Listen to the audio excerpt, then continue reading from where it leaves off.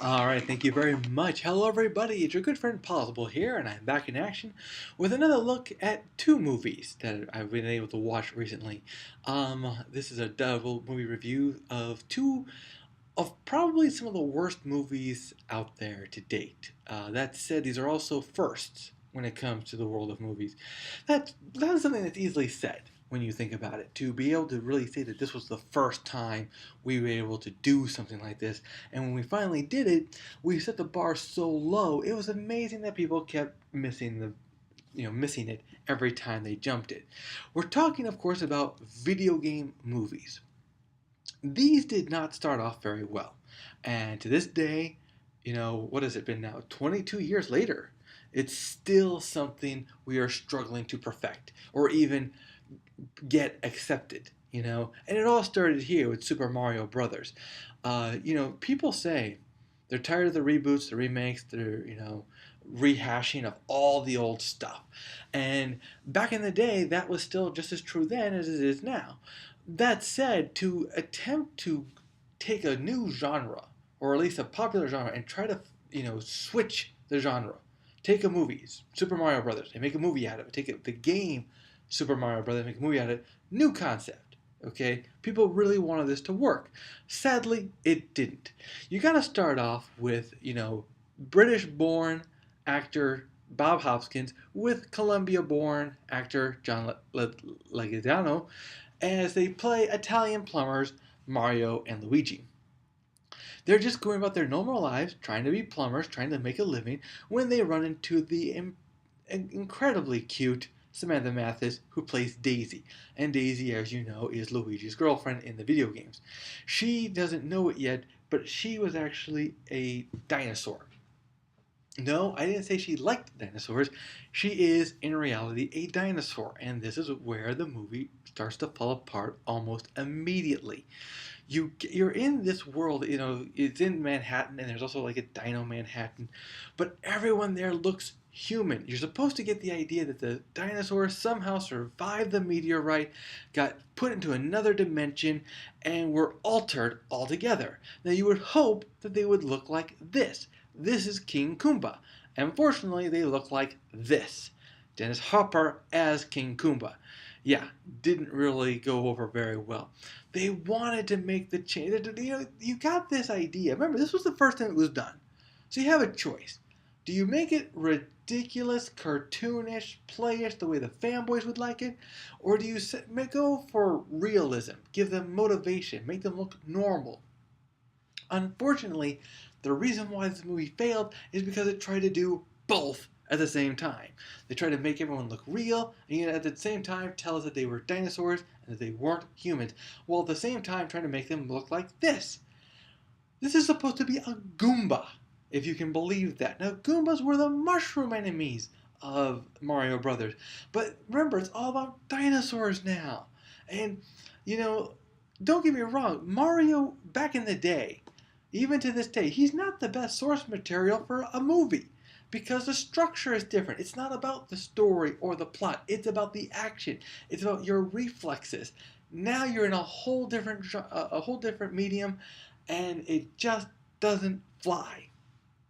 And you look at the results. The idea also is that these guys have a machine, a evolutionary machine and a de-evolutionary machine, all the same token. And this is what happens when they de-evolve certain people.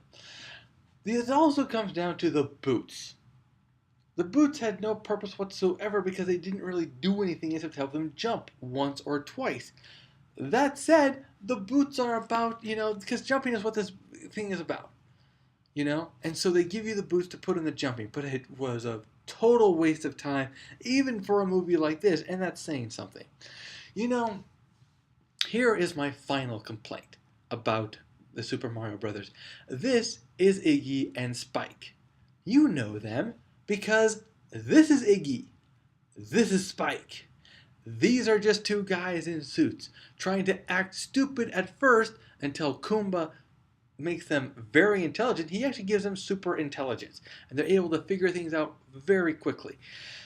It was another part. See, when it comes to making a movie, There's an old saying, too many cooks spoil the broth. And that's what this movie was about. Too many cooks.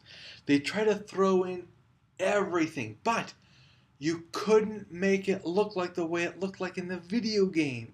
So you had a mess of materials, of, you know, guys who were pretending to be the other characters without even looking like the other characters. Supposed to be in a world full of dinosaurs that actually looked very human and could pass for human. So I don't see what the point of it was. It was a bad idea from start to finish. Now here's the real deal though. You've got Bob Hoskins in this movie. He had just come off of his success of Who Framed Roger Rabbit. And if ever there was a ridiculous concept, that movie was a ridiculous concept. But it worked because you had the right organizations. You put the pieces in properly where they belong, where they fit. With Who Framed Roger Rabbit, it succeeded. With Super Mario Brothers, it failed. And that was the beginning of the whole video games based on movies idea. Now, we move on to next year, 1994, where we have Double Dragon. This one, a little bit easier to go on. The Double Dragon story is not too complicated. You have two brothers who have a girlfriend who gets kidnapped by who gets kidnapped by the mastermind Suko, excuse me.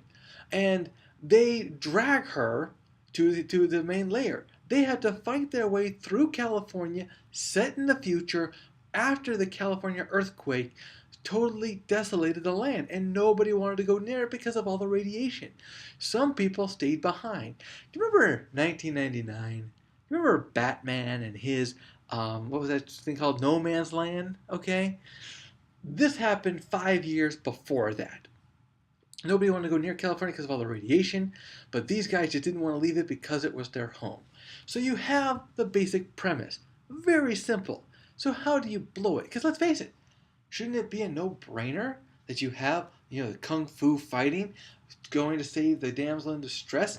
What more could you ask for? Well, you could ask for medallions and the fact that it gives you magical powers. You could ask for things that have nothing to do with the video game and, try to put in too much stuff. You have all your gangs, yes. You have the contract out on the brothers, yes. And you have these brothers who are fighting for their lives. One clearly Irish born, the other clearly Hawaiian born. And yet they're brothers. Not as bad as what we see in the new Fantastic Four movie coming up in August. But it worked with these guys. What really tore it apart, though, was the crazy acting. The people were over the top. They knew it was a fantasy movie. They knew it was just a comic book stupid movie. And they acted like it. So, Robert Patrick, playing Kogasuko, who just wants to conquer all the gangs in California, that's all he really wants. Is that really too much to ask for? Well, apparently, especially with his henchmen. You've got Linda Lash and his two guys behind there, Huey and Lewis. And no, that's not based on the ducks. It's based off the band. That's why he has the lines. Huey Lewis, what's the news? Huey Lewis in the news. But anyway, you get the point. You have a lot of pieces, but nobody's really taking this seriously. And nobody's really, thinking that this was going to be a good movie anyway. Speaking of no good movies, Super Mario Brothers, it was widely known that Bob Hoskins and John Louisiana, the guy who played Luigi, whose name I cannot pronounce at this hour for some reason, they were often drunk on set. They drank a lot during this movie because they were so upset that they were making this movie, that movie. But that's Super Mario Brothers. This is Double Dragon. And this is where it all comes down to. Maria, the girlfriend.